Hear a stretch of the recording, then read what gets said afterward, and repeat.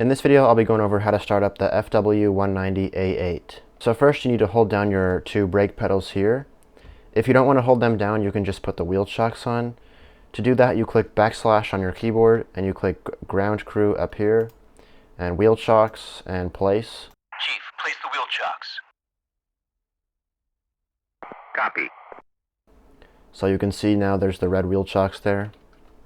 So first, we got to turn on all the circuit breakers. There's 3 circuit breaker sections, well 4. So there's this front panel here, you open it, and you turn on every circuit breaker. Now there's one circuit breaker here that's optional. It is this one here, the 4th one down from the top. That's the navigation lights. So if you're flying in like enemy territory, obviously you don't want that. So you can click the red button to turn that off if you want to. So now there's these circuit breakers here. You're going to turn on the 2nd one and 3rd one. That is your front fuel tank pump and the back tank pump. Then there's these 3 breakers here. These turn on all the guns. And then there's this back panel you need to open, and you want to turn on every single breaker except the last one. You do not want to turn on the last breaker, because if you do, it will destroy the IFF system. So now all the circuit breakers are on, you got to come to this blue knob at the front and turn it to the right to turn on the oxygen.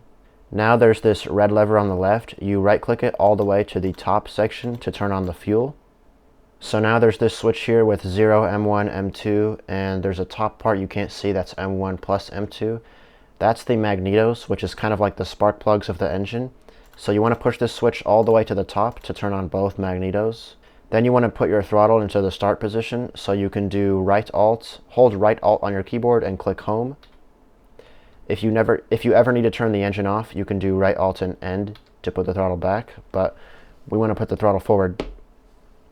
Then we need to, there's this yellow lever back here. You need to left click it and let go about 10 times to pump fuel into the engine for starting. 9, 10. Okay, so now there is this switch here next to the magneto switch. You can have it up or down. So basically this controls the angle of the propeller blades. If it's up, then the propeller blades the angle of the blades will automatically be controlled based on the movement of the throttle.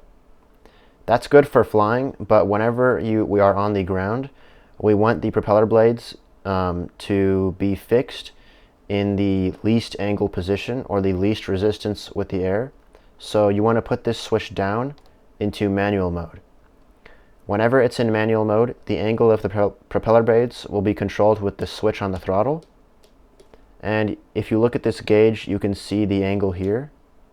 And you want to push the switch on the throttle up until this clock stops moving at the 12:30 position.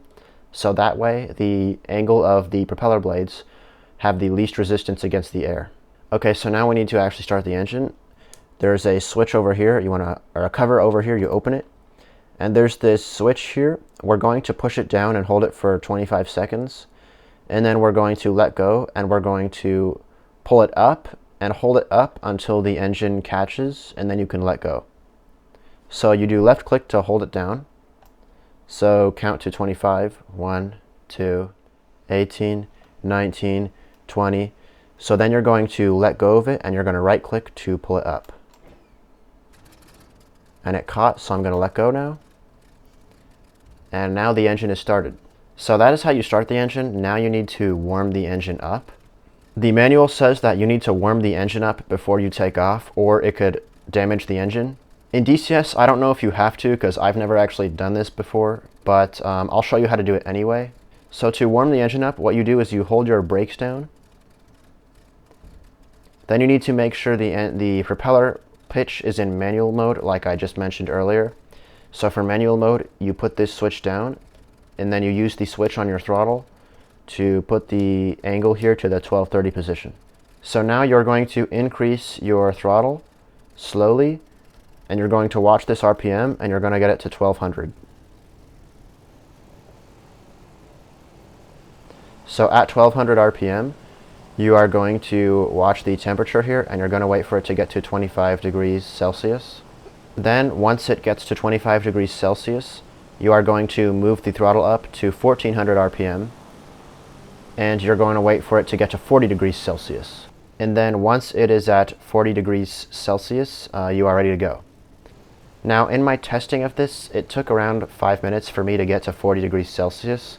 So once again, I don't know if you actually have to do this in DCS, because I've taken off a ton of times without warming up the engine and I've never had any problems. Okay, so lastly, if you put the wheel chocks on earlier, you can take them off. However, to take the wheel chocks off, you need to have your throttle all the way back. So bring your throttle all the way back, and then you can click / ground crew, wheel chocks, and remove. Chief, remove the wheel chocks. Copy. Wheel chocks are now removed. And then once the wheel chocks are removed, you can bring your throttle back up. Thanks for checking out this video. I'll see you later.